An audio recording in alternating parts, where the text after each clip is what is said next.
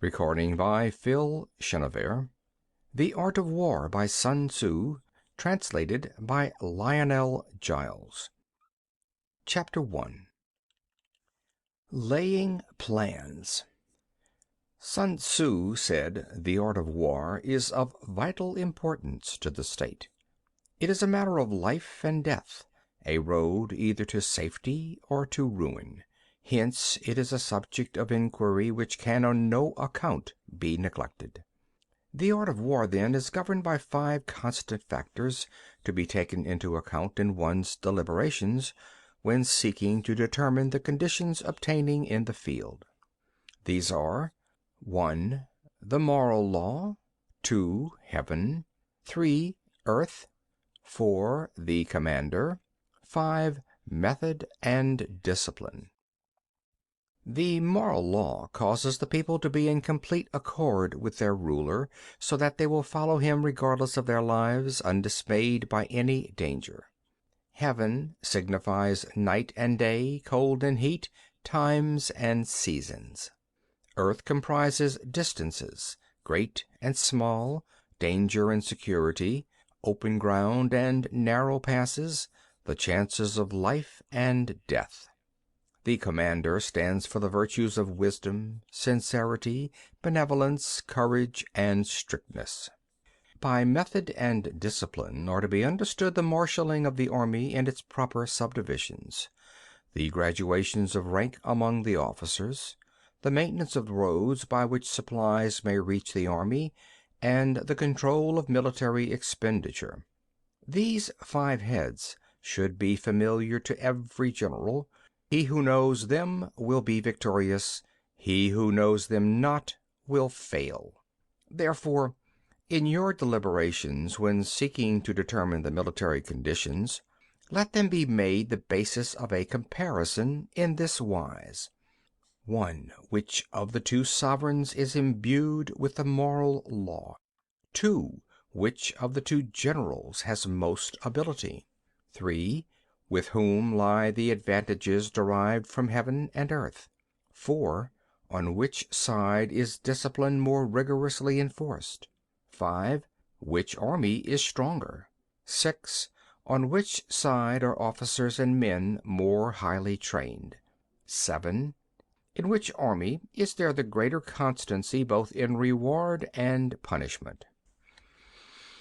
By means of these 7 considerations I can forecast victory or defeat. The general that hearkens to my counsel and acts upon it will conquer. Let such a one be retained in command. The general that hearkens not to my counsel nor acts upon it will suffer defeat. Let such a one be dismissed.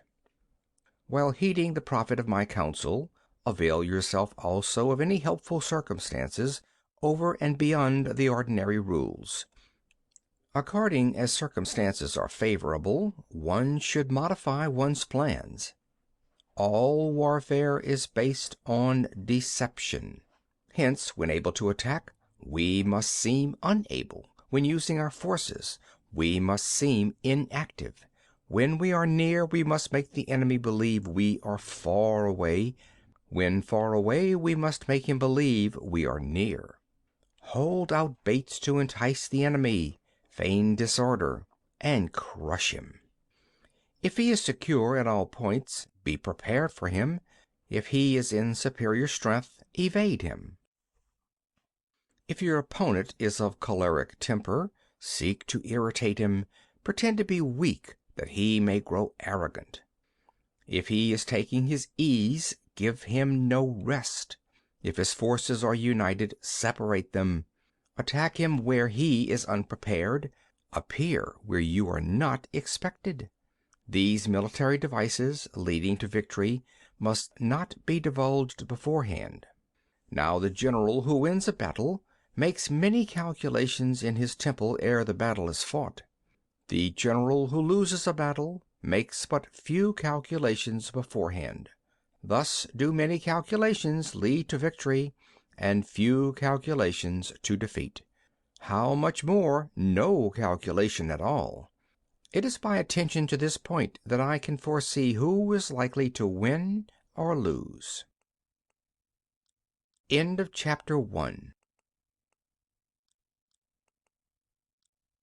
Chapter 2. Waging War.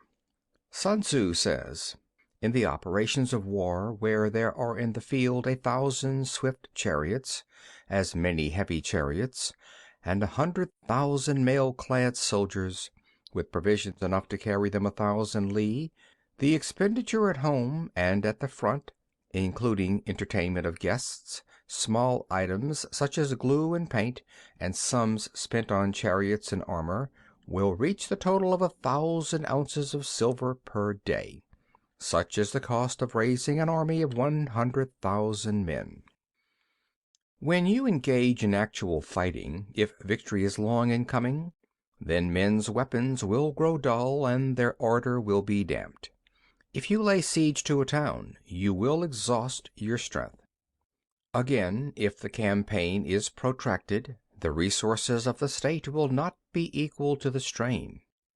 Now, when your weapons are dulled, your ardor damped, your strength exhausted, and your treasure spent, other chieftains will spring up to take advantage of your extremity. Then no man, however wise, will be able to avert the consequences that must ensue. Thus, though we have heard of stupid haste in war, cleverness has never been seen associated with long delays. There is no instance of a country having benefited from prolonged warfare. It is only one who is thoroughly acquainted with the evils of war that can thoroughly understand the profitable way of carrying it on. The skillful soldier does not raise a second levy, neither are his supply wagons loaded more than twice. Bring war material with you from home, but forage on the enemy. Thus the army will have food enough for its needs. Poverty of the state exchequer causes an army to be maintained by contributions from a distance. Contributing to maintain an army at a distance causes the people to be impoverished. On the other hand, the proximity of an army causes prices to go up, and high prices cause the people's substance to be drained away. When their substance is drained away, the peasantry will be afflicted by heavy exactions.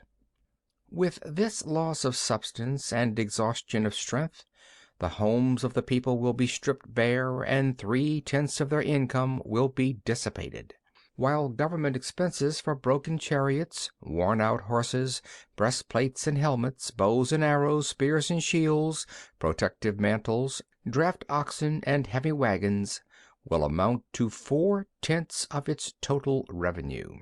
Hence a wise general makes a point of foraging on the enemy.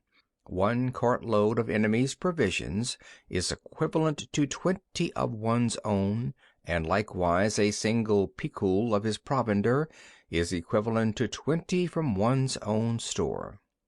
Now, in order to kill the enemy, our men must be roused to anger. That there may be advantage from defeating the enemy, they must have their rewards. Therefore, in chariot fighting, when 10 or more chariots have been taken, those should be rewarded who took the first. Our own flags should be substituted for those of the enemy, and the chariots mingled and used in conjunction with ours. The captured soldiers should be kindly treated and kept. This is called using the conquered foe to augment one's own strength. In war, then, let your great object be victory, not lengthy campaigns. Thus it may be known that the leader of armies is the arbiter of the people's fate, the man on whom it depends whether the nation shall be in peace or in peril. End of chapter 2. Chapter 3. Attack by Stratagem. Sun Tzu said, in the practical art of war, the best thing of all is to take the enemy's country whole and intact. To shatter and destroy it is not so good. So, too, it is better to recapture an army entire than to destroy it, to capture a regiment, a detachment, or a company entire than to destroy them. Hence, to fight and conquer in all your battles is not supreme excellence. Supreme excellence consists in breaking the enemy's resistance without fighting. Thus, the highest form of generalship is to balk the enemy's plans. The next best is to prevent the injunction of the enemy's forces.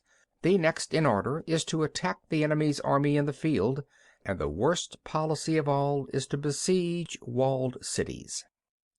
The rule is not to besiege walled cities if it can possibly be avoided. The preparation of mantlets, movable shelters, and various implements of war will take up 3 whole months, and the piling up of mounds over against the wall will take 3 months more. The general, unable to control his irritation, will launch his men to the assault like swarming ants, with the result that 1/3 of his men are slain while the town still remains untaken. Such are the disastrous effects of a siege. Therefore, the skillful leader subdues the enemy's troops without any fighting. He captures their cities without laying siege to them. He overthrows their kingdom without lengthy operations in the field. With his forces intact, he will dispute the mastery of the empire, and thus, without losing a man, his triumph will be complete. This is the method of attacking by stratagem. It is the rule in war, if our forces are 10 to the enemy's 1, to surround him; if 5 to 1, to attack him; if twice as numerous, to divide our army into 2. If equally matched, we can offer battle; if slightly inferior in numbers, we can avoid the enemy; if quite unequal in every way, we can flee from him. Hence, though an obstinate fight may be made by a small force, in the end it must be captured by the larger force. Now, the general is the bulwark of the state. If the bulwark is complete at all points, the state will be strong. If the bulwark is defective, the state will be weak. There are 3 ways in which a ruler can bring misfortune upon his army. 1. By commanding the army to advance or to retreat, being ignorant of the fact that it cannot obey. This is called hobbling the army. 2. By attempting to govern an army in the same way as he administers a kingdom, being ignorant of the conditions which obtain in an army. This causes restlessness in the soldiers' minds. 3. By employing the officers of his army without discrimination, through ignorance of the military principle of adaptation to circumstances. This shakes the confidence of the soldiers. But when the army is restless and distrustful, trouble is sure to come from the other feudal princes. This is simply bringing anarchy into the army and flinging victory away. Thus we may know that there are 5 essentials for victory. 1. He will win who knows when to fight and when not to fight.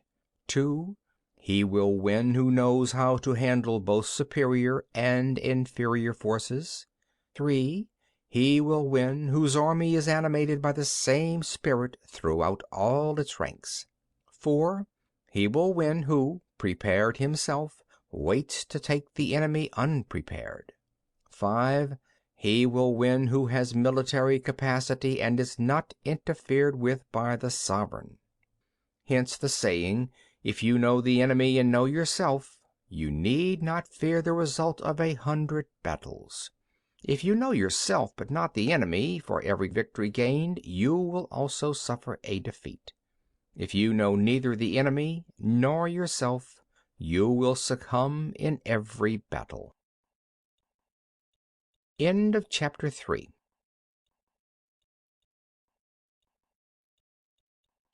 Chapter 4. Tactical Dispositions. Sun Tzu said, "The good fighters of old first put themselves beyond the possibility of defeat, and then waited for an opportunity of defeating the enemy. To secure ourselves against defeat lies in our own hands, but the opportunity of defeating the enemy is provided by the enemy himself. Thus the good fighter is able to secure himself against defeat, but cannot make certain of defeating the enemy. Hence the saying, One may know how to conquer without being able to do it. Security against defeat implies defensive tactics. Ability to defeat the enemy means taking the offensive. Standing on the defensive indicates insufficient strength. Attacking, a superabundance of strength. The general who is skilled in defense hides in the most secret recesses of the earth. He who is skilled in attack flashes forth from the topmost heights of heaven. Thus, on the one hand, we have the ability to protect ourselves, on the other, a victory that is complete. To see victory only when it is within the ken of the common herd is not the acme of excellence. Neither is it the acme of excellence if you fight and conquer, and the whole empire says, "Well done." To lift an autumn hare is no sign of great strength. To see the sun and moon is no sign of sharp sight. To hear the noise of thunder is no sign of a quick ear. What the ancients called a clever fighter is one who not only wins but excels in winning with ease. Hence his victories bring him neither reputation for wisdom nor credit for courage. He wins his battles by making no mistakes. Making no mistakes is what establishes the certainty of victory, for it means conquering an enemy that is already defeated. Hence the skillful fighter puts himself into a position which makes defeat impossible, and does not miss the moment for defeating the enemy. Thus it is that in war the victorious strategist only seeks battle after the victory has been won, whereas he who is destined to defeat first fights and afterwards looks for victory. The consummate leader cultivates the moral law and strictly adheres to method and discipline. Thus it is in his power to control success. In respect of military method, we have firstly, measurement; secondly, estimation of quantity; thirdly, calculation; fourthly, balancing of chances; fifthly, victory. Measurement owes its existence to earth, estimation of quantity to measurement, calculation to estimation of quantity, balancing of chances to calculation, and victory to balancing of chances. A victorious army opposed to a routed one is as a pound's weight placed in the scale against a single grain. The onrush of a conquering force is like the bursting of pent-up waters into a chasm 1,000 fathoms deep. End of chapter 4. Chapter 5. Energy. Sun Tzu said, "The control of a large force is the same principle as the control of a few men. It is merely a question of dividing up their numbers. Fighting with a large army under your command is nowise different from fighting with a small one. It is merely a question of instituting signs and signals. To ensure that your whole host may withstand the brunt of the enemy's attack and remain unshaken, this is effected by maneuvers direct and indirect. That the impact of your army may be like a grindstone dashed against an egg, this is effected by the science of weak points and strong. In all fighting, the direct method may be used for joining battle, but indirect methods will be needed in order to secure victory. Indirect tactics, efficiently applied, are inexhaustible as heaven and earth, unending as the flow of rivers and streams.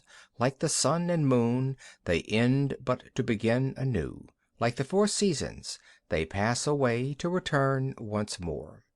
There are not more than 5 musical notes, yet the combination of these 5 give rise to more melodies than can ever be heard. There are not more than 5 primary colors, blue, yellow, red, white, and black, yet in combination they produce more hues than can ever be seen. There are not more than 5 cardinal tastes, sour, acrid, salt, sweet, bitter, yet combinations of them yield more flavors than can ever be tasted. In battle, there are not more than two methods of attack, the direct and the indirect. Yet these two in combination give rise to an endless series of maneuvers. The direct and the indirect lead on to each other in turn. It is like moving in a circle. You never come to an end. Who can exhaust the possibilities of their combination?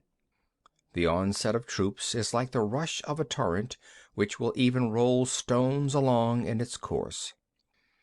The quality of decision is like the well-timed swoop of a falcon which enables it to strike and destroy its victim.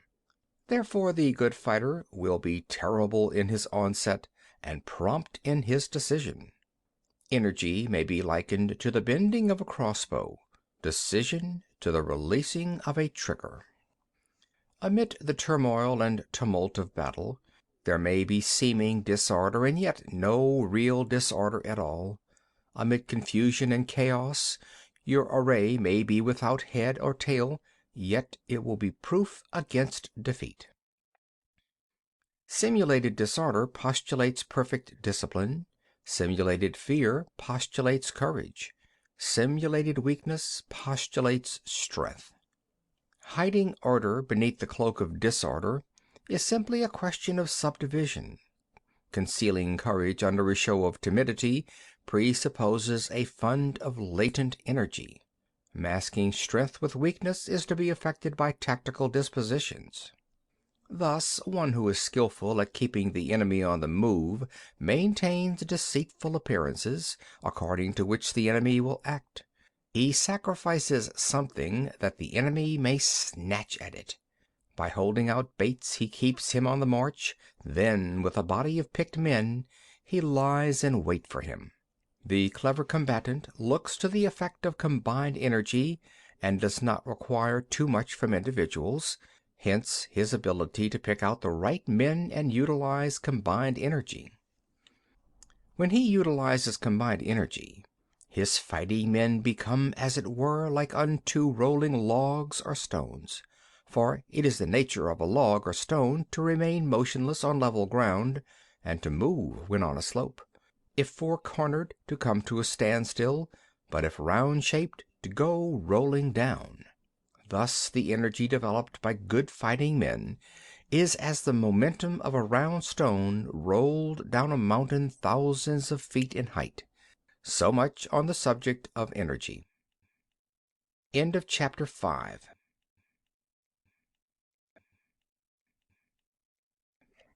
Chapter 6. Weak points and strong. Sun Tzu said, "Whoever is first in the field and awaits the coming of the enemy will be fresh for the fight. Whoever is second in the field and has to hasten to battle will arrive exhausted." Therefore the clever combatant imposes his will on the enemy, but does not allow the enemy's will to be imposed on him. By holding out advantages to him, he can cause the enemy to approach of his own accord, or by inflicting damage he can make it impossible for the enemy to draw near. If the enemy is taking his ease, he can harass him. If he is well supplied with food, he can starve him out. If quietly encamped, he can force him to move. Appear at points which the enemy must hasten to defend. March swiftly to places where you are not expected. An army may march great distances without distress if it marches through country where the enemy is not. You can be sure of succeeding in your attacks if you only attack places which are undefended. You can ensure the safety of your defense if you only hold positions that cannot be attacked. Hence that general is skillful in attack whose opponent does not know what to defend, and he is skillful in defense whose opponent does not know what to attack. O divine art of subtlety and secrecy! Through you we learn to be invisible, through you inaudible, and hence we can hold the enemy's fate in our hands. You may advance and be absolutely irresistible if you make for the enemy's weak points. You may retire and be safe from pursuit if your movements are more rapid than those of the enemy. If we wish to fight, the enemy can be forced to an engagement even though he be sheltered behind a high rampart and a deep ditch. All we need do is attack some other place that he will be obliged to relieve. If we do not wish to fight, we can prevent the enemy from engaging us even though the lines of our encampment be merely traced out on the ground. All we need do is to throw something odd and unaccountable in his way. By discovering the enemy's dispositions and remaining invisible ourselves, we can keep our forces concentrated while the enemy's must be divided. We can form a single united body, while the enemy must split up into fractions. Hence there will be a whole pitted against several parts of a whole, which means that we shall be many to the enemy's few. And if we are able thus to attack an inferior force with a superior one, our opponents will be in dire straits. The spot where we intend to fight must not be made known, for then the enemy will have to prepare against a possible attack at several different points, and his forces being thus distributed in many directions, the numbers we shall have to face at any given point will be proportionately few. For should the enemy strengthen his van, he will weaken his rear. Should he strengthen his rear, he will weaken his van. Should he strengthen his left, he will weaken his right. Should he strengthen his right, he will weaken his left. If he sends reinforcements everywhere, he will everywhere be weak. Numerical weakness comes from having to prepare against possible attacks. Numerical strength from compelling our adversary to make these preparations against us. Knowing the place and the time of the coming battle, we may concentrate from the greatest distances in order to fight. But if neither time nor place be known, then the left wing will be impotent to succor the right equally impotent to succor the left, the van unable to relieve the rear, or the rear to support the van.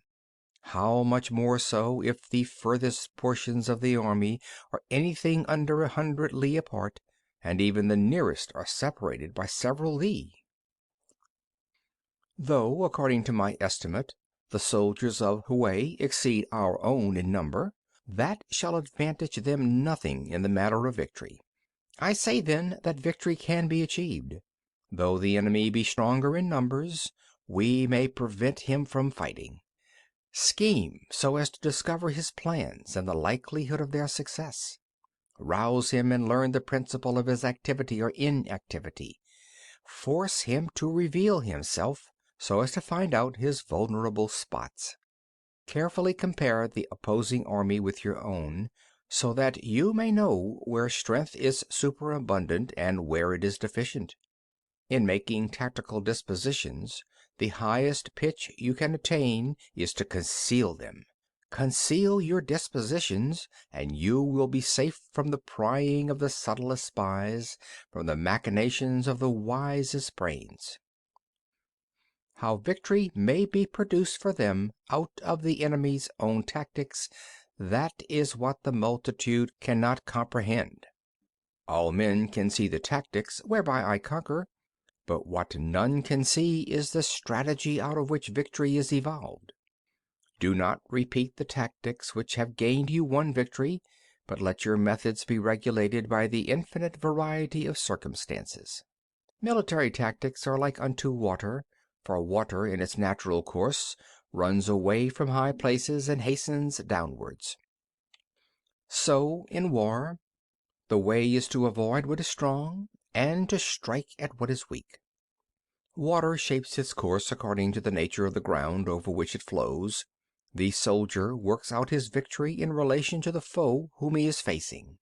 Therefore, just as water retains no constant shape, so in warfare there are no constant conditions. He who can modify his tactics in relation to his opponent and thereby succeed in winning may be called a heaven-born captain. The five elements, water, fire, wood, metal, earth, are not always equally predominant. The 4 seasons make way for each in turn. There are short days and long. The moon has its periods of waning and waxing. End of chapter 6.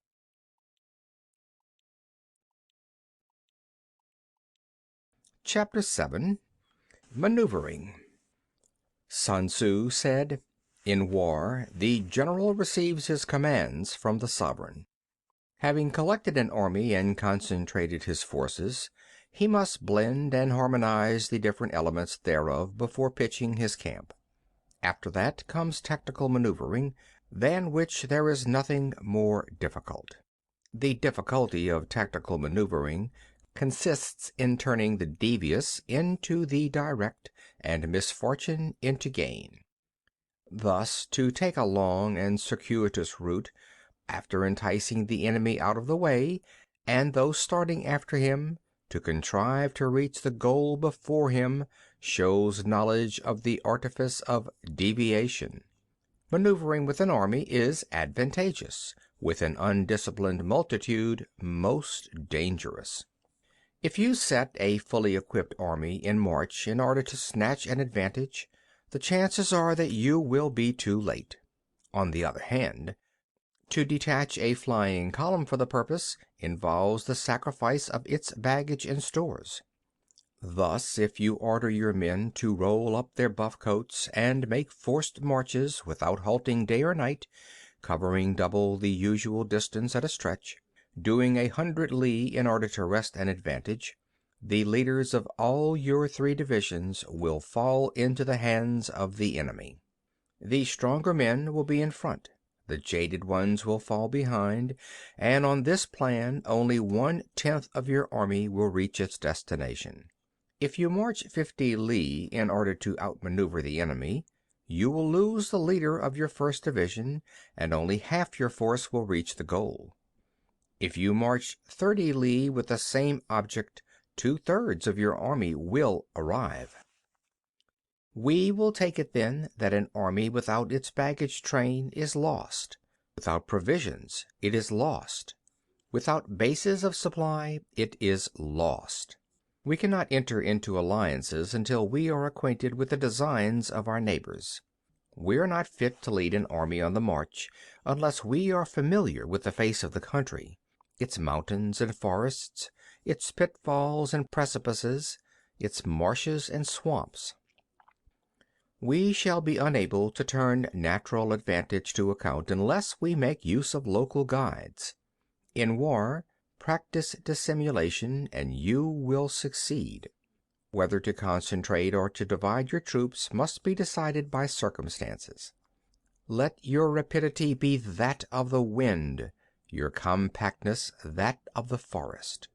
In raiding and plundering be like fire, in immovability like a mountain. Let your plans be dark and impenetrable as night, and when you move, fall like a thunderbolt. When you plunder a countryside, let the spoil be divided amongst your men. When you capture new territory, cut it up into allotments for the benefit of the soldiery. Ponder and deliberate before you make a move. He will conquer who has learnt the artifice of deviation. Such is the art of maneuvering. The Book of Army Management says, "On the field of battle the spoken word does not carry far enough, hence the institution of gongs and drums. Nor can ordinary objects be seen clearly enough, hence the institution of banners and flags." Gongs and drums, banners and flags, are means whereby the ears and eyes of the host may be focused on one particular point. The host thus forming a single united body, it is impossible either for the brave to advance alone, or for the cowardly to retreat alone. This is the art of handling large masses of men. In night fighting, then, make much use of signal fires and drums, and in fighting by day, of flags and banners, as a means of influencing the ears and eyes of your army. A whole army may be robbed of its spirit.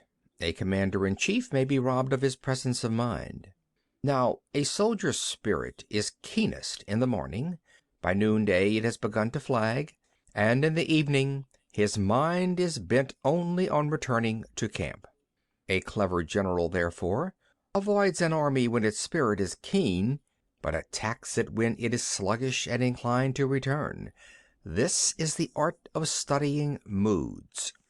Disciplined and calm, to await the appearance of disorder and hubbub amongst the enemy, this is the art of retaining self-possession.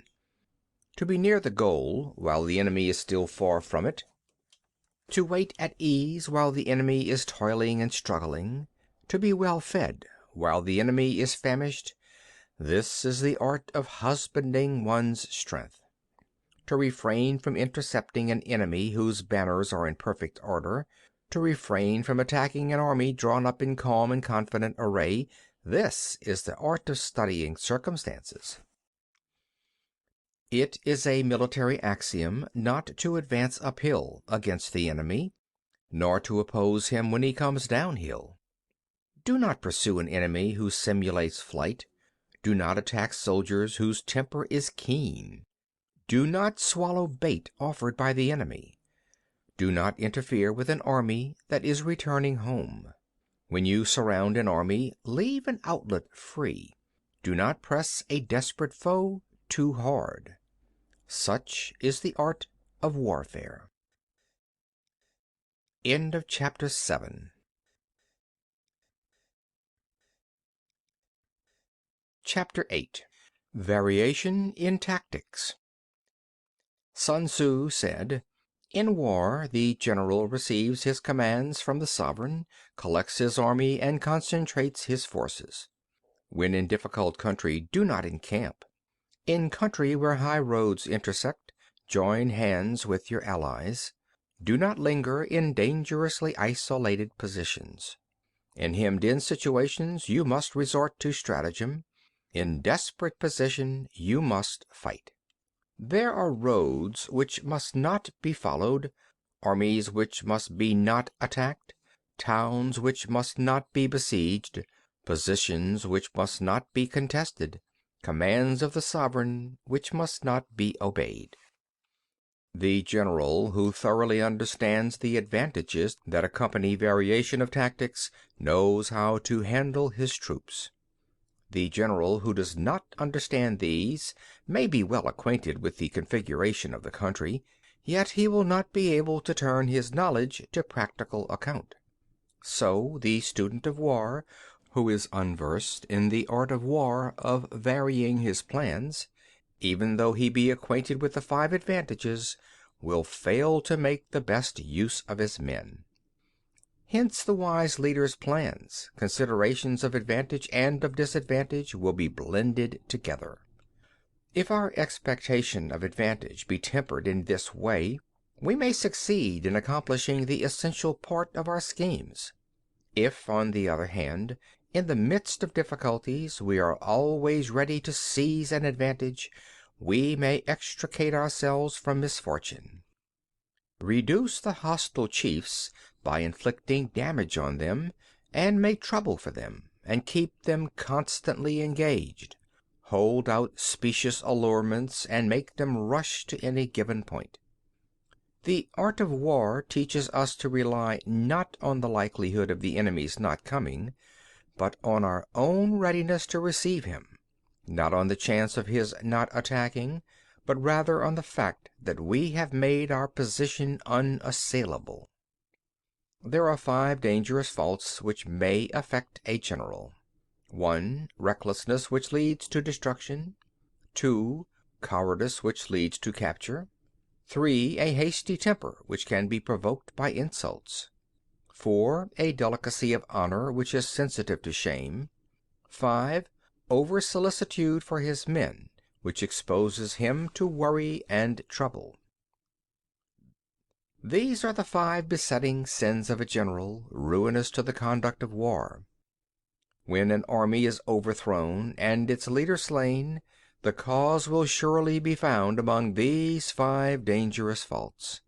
Let them be the subject of meditation. End of chapter 8. Chapter 9.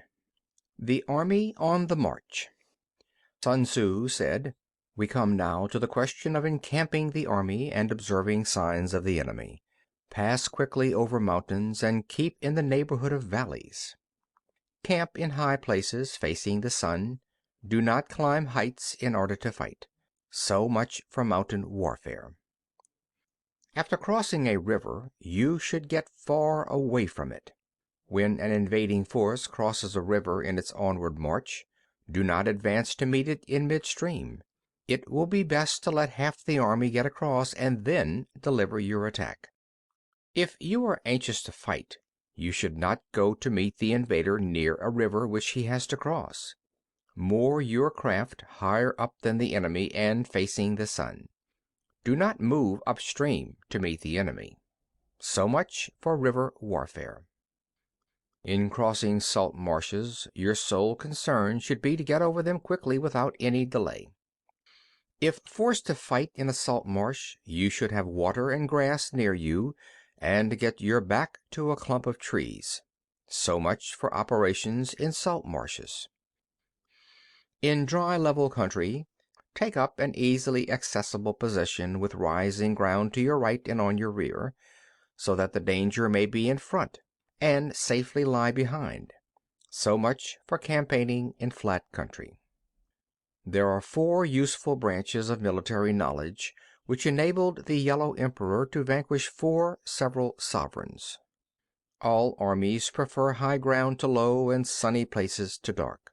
If you are careful of your men and camp on hard ground, the army will be free from disease of every kind, and this will spell victory.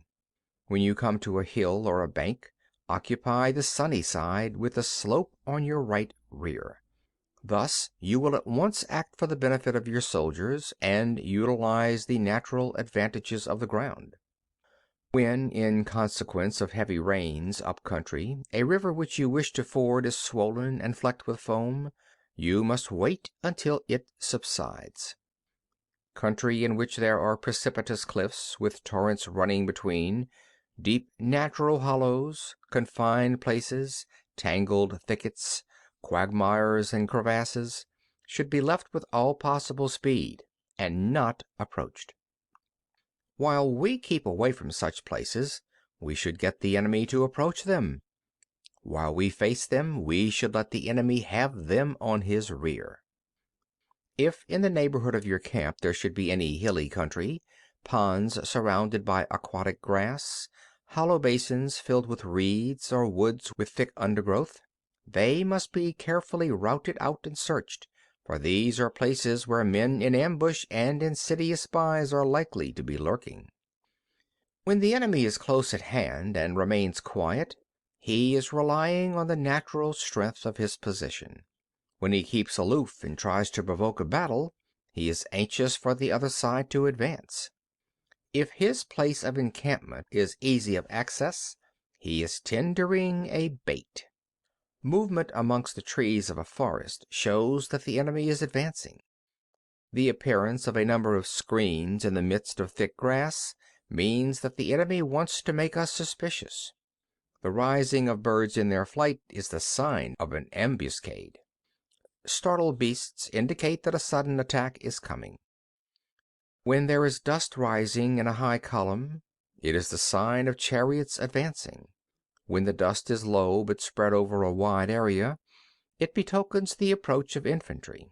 When it branches out in different directions, it shows that parties have been sent to collect firewood. A few clouds of dust moving to and fro signify that the army is encamping.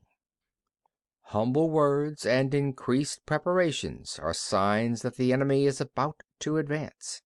Violent language and driving forward as if to attack are signs that he will retreat. When the light chariots come out first and take up position on the wings, it is a sign that the enemy is forming for battle. Peace proposals unaccompanied by a sworn covenant indicate a plot. When there is much running about and the soldiers fall into rank, it means that the critical moment has come. When some are seen advancing and some retreating, it is a lure. When the soldiers stand leaning on their spears, they are faint from want of food. If those who are sent to draw water begin by drinking themselves, the army is suffering from thirst. If the enemy sees an advantage to be gained and makes no effort to secure it, the soldiers are exhausted. If birds gather on any spot, it is unoccupied. Clamor by night betokens nervousness. If there is disturbance in the camp, the general's authority is weak. If the banners and flags are shifted about, sedition is afoot. If the officers are angry, it means that the men are weary. When an army feeds its horses with grain and kills its cattle for food, and when the men do not hang their cooking pots over the campfires, showing that they will not return to their tents, you may know that they are determined to fight to the death. The sight of men whispering together in small knots or speaking in subdued tones points to disaffection amongst the rank and file. Too frequent rewards signify that the enemy is at the end of his resources. Too many punishments betray a condition of dire distress. To begin by bluster, but afterwards to take fright at the enemy's numbers, shows a supreme lack of intelligence. When envoys are sent with compliments in their mouths, it is a sign that the enemy wishes for a truce. If the enemy's troops march up angrily and remain facing ours for a long time without either joining battle or taking themselves off again, the situation is one that demands great vigilance and circumspection. If our troops are no more in number than the enemy, that is amply sufficient. It only means that no direct attack can be made. What we can do is simply to concentrate all our available strength, keep a close watch on the enemy, and obtain reinforcements. He who exercises no forethought, but makes light of his opponents, is sure to be captured by them. If soldiers are punished before they have grown attached to you, they will not prove submissive. And unless submissive, then will be practically useless. If, when soldiers have become attached to you, punishments are not enforced, they will still be useless. Therefore, soldiers must be treated in the first instance with humanity, but kept under control by means of iron discipline. This is a certain road to victory. If in training soldiers commands are habitually enforced, the army will be well disciplined. If not, its discipline will be bad. If a general shows confidence in his men but always insists on his orders being obeyed, the gain will be mutual. End of chapter 9.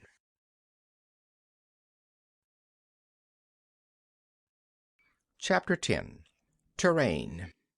Sun Tzu said, "We may distinguish 6 kinds of terrain, to wit, 1. Accessible ground, 2. Entangling ground, 3. Temporizing ground, 4. Narrow passes, 5. Precipitous heights, 6. Positions at a great distance from the enemy." Ground which can be freely traversed by both sides is called accessible. With regard to ground of this nature, be before the enemy in occupying the raised and sunny spots, and carefully guard your lines of supplies. Then you will be able to fight with advantage. Ground which can be abandoned but is hard to reoccupy is called entangling. From a position of this sort, if the enemy is unprepared, you may sally forth and defeat him. But if the enemy is prepared for your coming, and you fail to defeat him, then, return being impossible, disaster will ensue. When the position is such that neither side will gain by making the first move, it is called temporizing ground.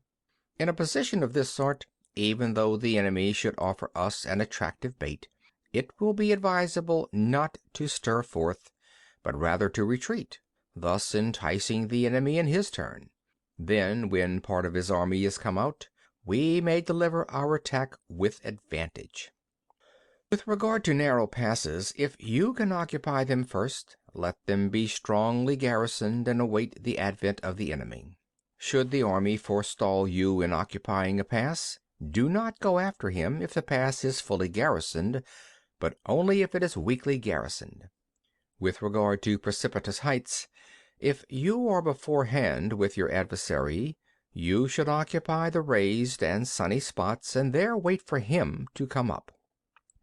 If the enemy has occupied them before you, do not follow him, but retreat and try to entice him away. If you are situated at a great distance from the enemy, and the strength of the two armies is equal, it is not easy to provoke a battle, and fighting will be to your disadvantage. These six are the principles connected with earth. The general who has attained a responsible post must be careful to study them. Now, an army is exposed to six several calamities, not arising from natural causes, but from faults for which the general is responsible.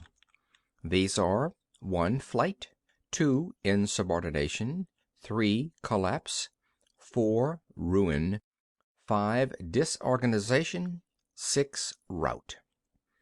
Other conditions being equal, if one force is hurled against another 10 times its size, the results will be the flight of the former. When the common soldiers are too strong and their officers too weak, the result is insubordination. When the officers are too strong and the common soldiers too weak, the result is collapse. When the higher officers are angry and insubordinate, and on meeting the enemy give battle on their own account from a feeling of resentment, before the commander-in-chief can tell whether or not he is in a position to fight, the result is ruin. When the general is weak and without authority, when his orders are not clear and distinct, when there are no fixed duties assigned to officers and men, and the ranks are formed in a slovenly, haphazard manner, the result is utter disorganization.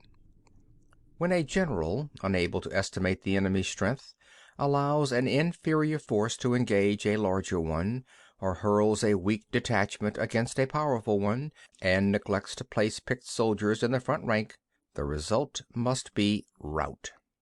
There are 6 ways of courting defeat, which must be carefully noted by the general who has attained a responsible post. The natural formation of the country is the soldier's best ally, but a power of estimating the adversary, of controlling the force of victory, and of shrewdly calculating difficulties, dangers, and distances, constitutes the test of a great general. He who knows these things, and in fighting puts his knowledge into practice, will win his battles. He who knows them not, nor practices them, will surely be defeated. If fighting is sure to result in victory, then you must fight, even though the ruler forbid it. If fighting will not result in victory, then you must not fight, even at the ruler's bidding. The general who advances without coveting fame and retreats without fearing disgrace, whose only thought is to protect his country and do good service for his sovereign, is the jewel of the kingdom. Regard your soldiers as your children, and they will follow you into the deepest valleys. Look upon them as your own beloved sons, and they will stand by you even unto death. If, however, you are indulgent but unable to make your authority felt, kind-hearted but unable to enforce your commands, and incapable, moreover, of quelling disorder, then your soldiers must be likened to spoilt children. They are useless for any practical purpose. If we know that our own men are in a condition to attack, but are unaware that the enemy is not open to attack, we have gone only halfway towards victory. If we know that the enemy is open to attack, but are unaware that our own men are not in condition to attack, we have gone only halfway towards victory. If we know that the enemy is open to attack, and also know that our men are in a condition to attack, but are unaware that the nature of the ground makes fighting impracticable, we have still gone only halfway towards victory. Hence the experienced soldier, once in motion, is never bewildered. Once he has broken camp, he is never at a loss. Hence the saying, if you know the enemy and know yourself, your victory will not stand in doubt. If you know heaven and know earth, you may make your victory complete. End of chapter 10.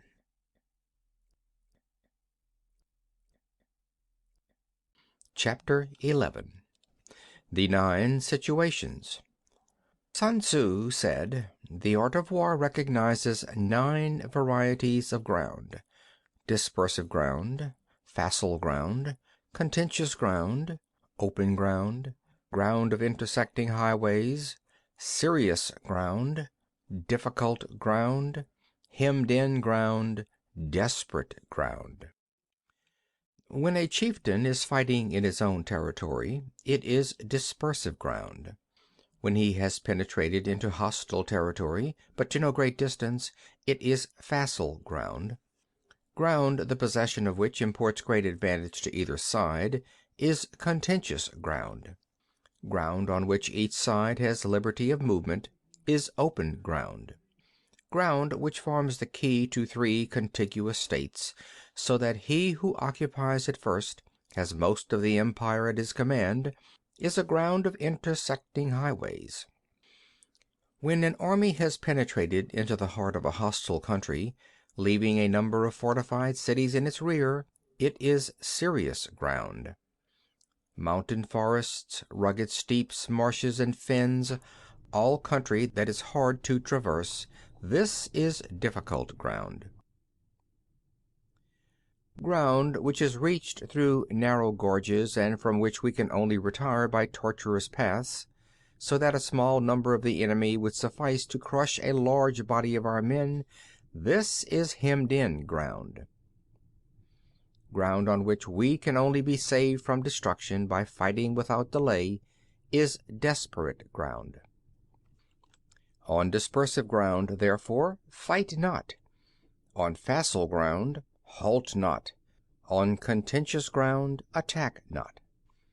On open ground, do not try to block the enemy's way. On the ground of intersecting highways, join hands with your allies. On serious ground, gather in plunder.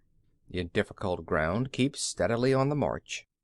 On hemmed-in ground, resort to stratagem. On desperate ground, fight. Those who were called skillful leaders of old knew how to drive a wedge between the enemy's front and rear, to prevent cooperation between his large and small divisions, to hinder the good troops from rescuing the bad, the officers from rallying their men. When the enemy's men were united, they managed to keep them in disorder. When it was to their advantage, they made a forward move; when otherwise, they stopped still. If asked how to cope with a great host of the enemy in orderly array and on the point of marching to the attack, I should say, begin by seizing something which your opponent holds dear. Then he will be amenable to your will. Rapidity is the essence of war. Take advantage of the enemy's unreadiness. Make your way by unexpected routes and attack unguarded spots. The following are the principles to be observed by an invading force. The further you penetrate into a country, the greater will be the solidarity of your troops, and thus the defenders will not prevail against you. Make forays in fertile country in order to supply your army with food. Carefully study the well-being of your men and do not overtax them.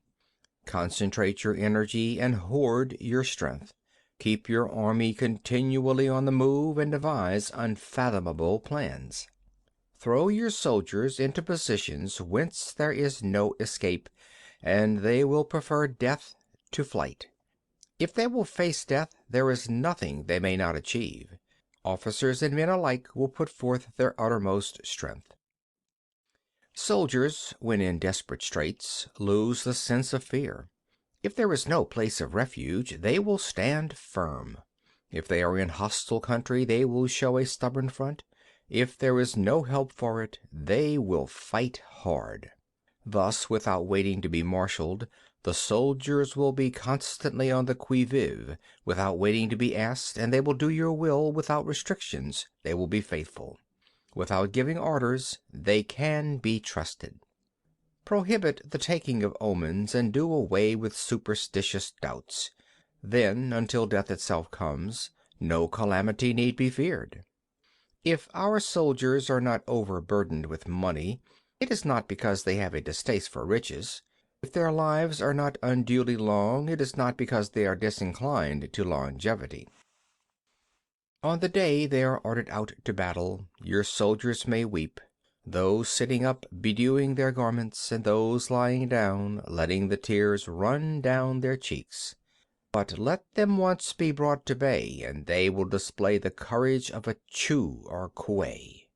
The skillful tactician may be likened to a shuijan. Now the shuijan is a snake that is found in the Ch'ung Mountains. Strike at its head, and you will be attacked by its tail. Strike at its tail, and you will be attacked by its head. Strike at its middle, and you will be attacked by head and tail both. Asked if an army can be made to imitate the shuijan, I should answer yes. For the men of Wu and the men of Hui are enemies. Yet, if they are crossing a river in the same boat and are caught by a storm, they will come to each other's assistance, just as the left hand helps the right. Hence, it is not enough to put one's trust in the tethering of horses and the burying of chariot wheels in the ground. The principle on which to manage an army is to set up one standard of courage which all must reach. How to make the best of both strong and weak, that is a question involving the proper use of ground. Thus the skillful general conducts his army just as though he were leading a single man, willy-nilly, by the hand. It is the business of a general to be quiet and thus ensure secrecy, upright and just, and thus maintain order. He must be able to mystify his officers and men by false reports and appearances, and thus keep them in total ignorance. By altering his arrangements and changing his plans, he keeps the enemy without definite knowledge. By shifting his camp and taking circuitous routes, he prevents the enemy from anticipating his purpose. At the critical moment, the leader of an army acts like one who has climbed up a height and then kicks away the ladder behind him.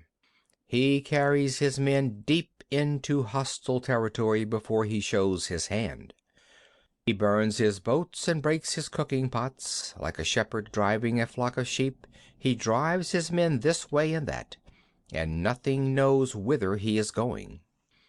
To muster his host and bring it into danger, this may be termed the business of the general. The different measures suited to the 9 varieties of ground, the expediency of aggressive or defensive tactics, and the fundamental laws of human nature, these are things that must most certainly be studied. When invading hostile territory, the general principle is that penetrating deeply brings cohesion. Penetrating but a short way means dispersion. When you leave your own country behind and take your army across neighborhood territory, you find yourself on critical ground. When there are means of communication on all 4 sides, the ground is one of intersecting highways. When you penetrate deeply into a country, it is serious ground. When you penetrate but a little way, it is facile ground. When you have the enemy's strongholds on your rear and narrow passes in front, it is hemmed-in ground. When there is no place of refuge at all, it is desperate ground. Therefore, on dispersive ground I would inspire my men with unity of purpose. On facile ground I would see that there is close connection between all parts of my army. On contentious ground I would hurry up my rear. On open ground I would keep a vigilant eye on my defenses. On ground of intersecting highways I would consolidate my alliances. On serious ground I would try to ensure a continuous stream of supplies. On difficult ground I would keep pushing on along the road. On hemmed-in ground I would block any way of retreat. On desperate ground I would proclaim to my soldiers the hopelessness of saving their lives. For it is the soldier's disposition to offer an obstinate resistance when surrounded, to fight hard when he cannot help himself, and to obey promptly when he has fallen into danger. We cannot enter into alliance with neighboring princes until we are acquainted with their designs. We are not fit to lead an army on the march unless we are familiar with the face of the country, its mountains and forests, its pitfalls and precipices, its marshes and swamps. We shall be unable to turn natural advantages to account unless we make use of local guides. To be ignorant of any one of the following 4 or 5 principles does not befit a warlike prince. When a warlike prince attacks a powerful state, his generalship shows itself in preventing the concentration of the enemy's forces. He overawes his opponents, and their allies are prevented from joining against him. Hence he does not strive to ally himself with all and sundry, nor does he foster the power of other states. He carries out his own secret designs, keeping his antagonists in awe. Thus he is able to capture their cities and overthrow their kingdoms. Bestow rewards without regard to rule, issue orders without regard to previous arrangements, and you will be able to handle a whole army as though you had to do with but a single man. Confront your soldiers with the deed itself. Never let them know your design. When the outlook is bright, bring it before their eyes, but tell them nothing when the situation is gloomy. Place your army in deadly peril, and it will survive. Plunge it into desperate straits, and it will come off in safety. For it is precisely when a force has fallen into harm's way that it is capable of striking a blow for victory. Success in warfare is gained by carefully accommodating ourselves to the enemy's purpose. By persistently hanging on the enemy's flank, we shall succeed in the long run in killing the commander-in-chief. This is called ability to accomplish a thing by sheer cunning. On the day that you take up your command, block the frontier passes, destroy the official tallies, and stop the passage of all emissaries. Be stern in the council chamber so that you may control the situation. If the enemy leaves a door open, you must rush in. Forestall your opponent by seizing what he holds dear, and subtly contrive to time his arrival on the ground. Walk in the path defined by rule, and accommodate yourself to the enemy until you can fight a decisive battle. At first, then, exhibit the coyness of a maiden until the enemy gives you an opening. Afterwards emulate the rapidity of a running hare, and it will be too late for the enemy to oppose you. End of chapter 11.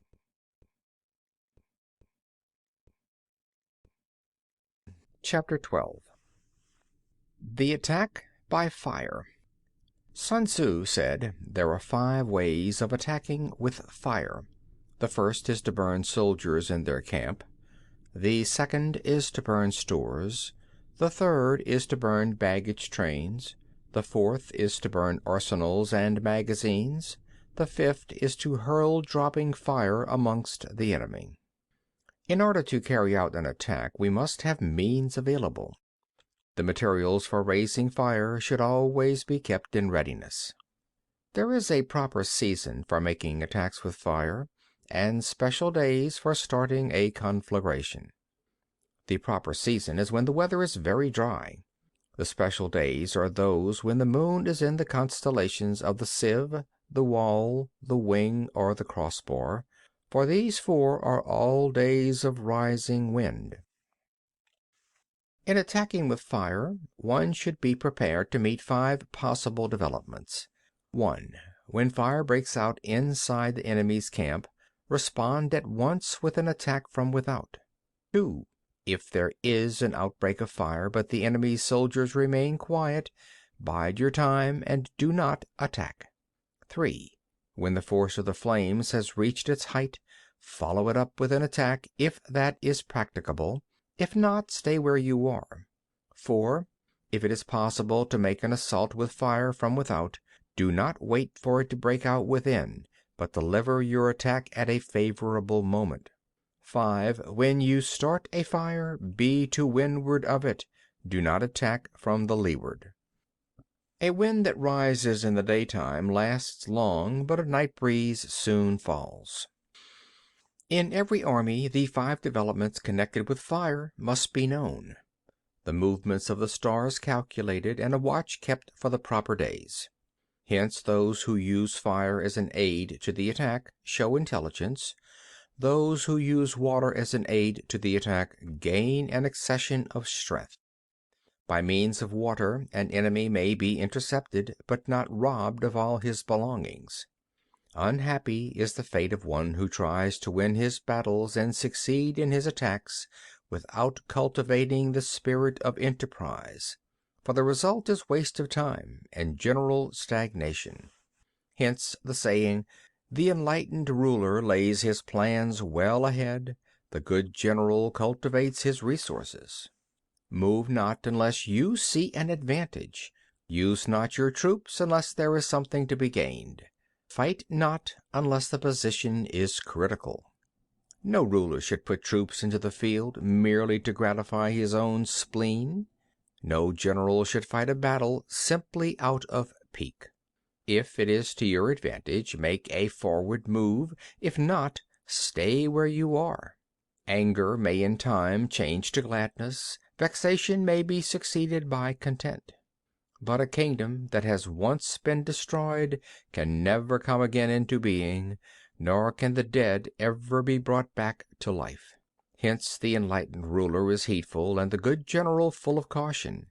This is the way to keep a country at peace and an army intact. End of chapter 12.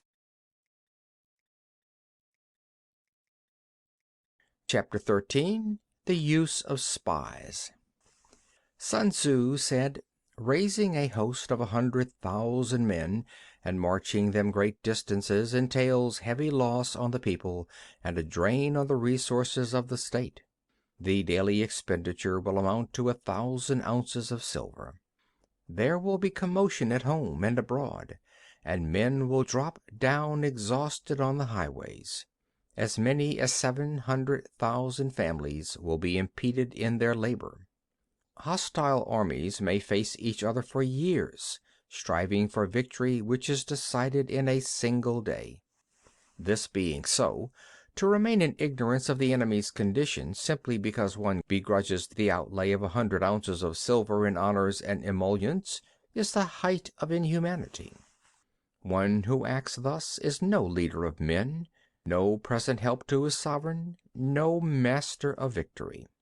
Thus, what enables the wise sovereign and the good general to strike and conquer and achieve things beyond the reach of ordinary men is foreknowledge. Now, this foreknowledge cannot be elicited from spirits. It cannot be obtained inductively from experience, nor by any deductive calculation. Knowledge of the enemy's dispositions can only be obtained from other men. Hence the use of spies, of whom there are 5 classes. 1. Local spies. 2. Inward spies. 3. Converted spies. 4. Doomed spies. 5. Surviving spies. When these 5 kinds of spy are all at work, none can discover the secret system. This is called divine manipulation of the threads. It is the sovereign's most precious faculty. Having local spies means employing the services of the inhabitants of a district. Having inward spies, making use of officials of the enemy. Having converted spies, getting hold of the enemy's spies and using them for our purposes. Having doomed spies, doing certain things openly for purposes of deception, and allowing our spies to know of them and report them to the enemy. Surviving spies, finally, are those who bring back news from the enemy's camp. Hence it is that none in the whole army are more intimate relations to be maintained than with spies. None should be more liberally rewarded. In no other business should greater secrecy be preserved. Spies cannot be usefully employed without certain intuitive sagacity. They cannot be properly managed without benevolence and straightforwardness. Without subtle ingenuity of mind, one cannot make certain of the truth of their reports. Be subtle, and use your spies for every kind of business. If a secret piece of news is divulged by a spy before the time is ripe, he must be put to death together with the man to whom the secret was told. Whenever the object be to crush an army, to storm a city, or to assassinate an individual, it is always necessary to begin by finding out the names of the attendants, the aides de camp, and doorkeepers and sentries of the general in command. Our spies must be commissioned to ascertain these. The enemy spies who have come to spy on us must be sought out, tempted with bribes, led away, and comfortably housed. Thus they will become converted spies and available for our service. It is through the information brought by the converted spy that we are able to acquire and employ local and inward spies. It is owing to his information, again, that we can cause the doomed spy to carry false tidings to the enemy. Lastly, it is by his information that the surviving spy can be used on appointed occasions. The end and aim of spying in all its 5 varieties is knowledge of the enemy, and this knowledge can only be derived, in the first instance, from the converted spy. Hence it is essential that the converted spy be treated with the utmost liberality. Of old, the rise of the Yin dynasty was due to I Ching, who had served under Hsia. Likewise, the rise of the Chu dynasty was due to Lu Ya, who had served under the Yin. Hence, it is only the enlightened ruler and the wise general who will use the highest intelligence of the army for purposes of spying, and thereby they achieve great results. Spies are the most important element in war because on them depends an army's ability to move. End of Chapter 13. End of The Art of War by Sun Tzu, translated by Lionel Giles. This book read by Phil Chenevert, December 2012, in Baton Rouge, Louisiana.